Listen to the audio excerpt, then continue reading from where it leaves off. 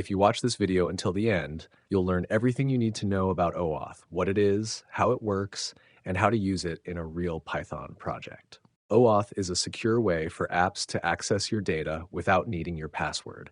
It lets you log in to one service using another account, like GitHub or Google.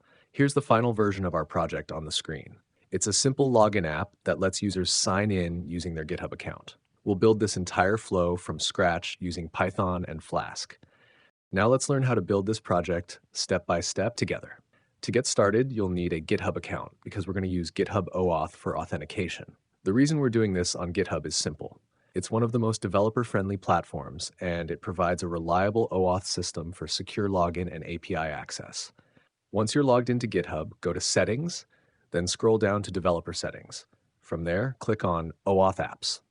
We're going to create a new OAuth app. Fill in these fields just like this. Application name, give your app a descriptive name. Homepage URL, this will be the base URL of your Flask app. Authorization callback URL, this is where GitHub will redirect the user after login. Once everything looks good, click Register Application. Now GitHub will give you a client ID and a client secret. We'll use both inside our project.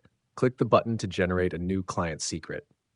All right, let's move over to VS Code and start building our Python project.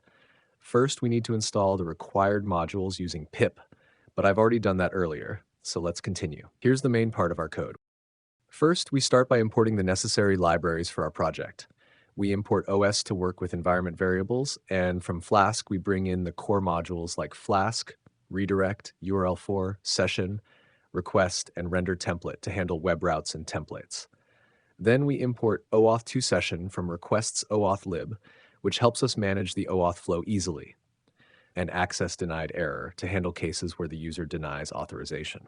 Finally, we import load.env from the .env package. This allows us to load our environment variables from the .env file.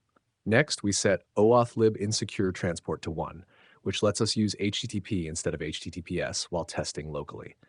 Then we call load.env to load all the variables we'll need later in the project. Next, we initialize our Flask app and set a random secret key for session management. Then, we load the environment variables, client ID, client secret, and redirect URI. We also define the URLs used in the OAuth process, the authorization URL, the token URL, and the GitHub user API endpoint. Now on the screen, you can see the .env file. It looks like this. The ID and secret key here are the ones we just created in your GitHub account. They're unique to you, so don't use mine. Using the getEnd function, our Python app reads these values from the environment file, which keeps sensitive data out of the main code. Each variable has a role. Client ID identifies your app to GitHub, client secret is your private key for authentication, and redirect URI tells GitHub where to send the user after authorization. Now let's go through the routes in our Flask app. The index route simply checks if a user is stored in the session and renders the index.html template accordingly, either showing the username or the login button. We'll take a look at all the HTML pages in the Python project in a moment. The login route creates an OAuth session and redirects the user to GitHub's authorization page.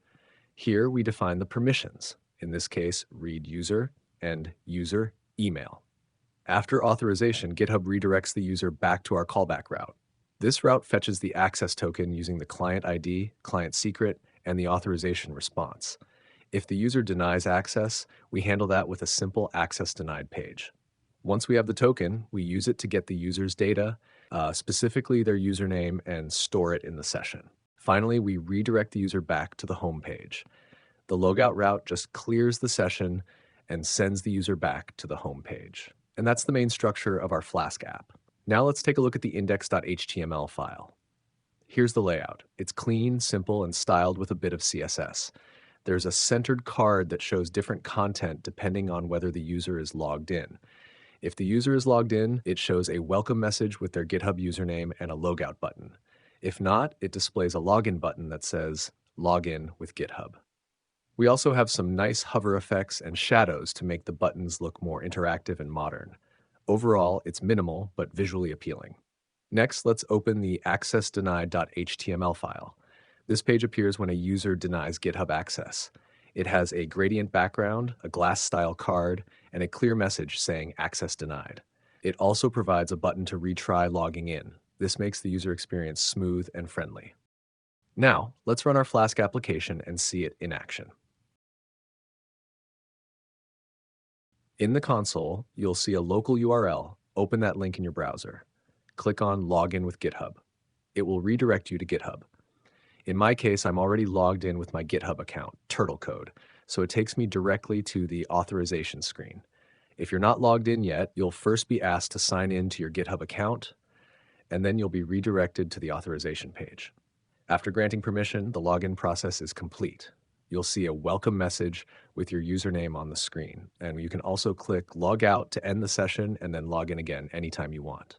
And that's it. You've just built a complete GitHub OAuth login system using Python and Flask. If you found this helpful, make sure to like the video, subscribe, and stay tuned for more coding tutorials. Thanks for watching, and happy coding.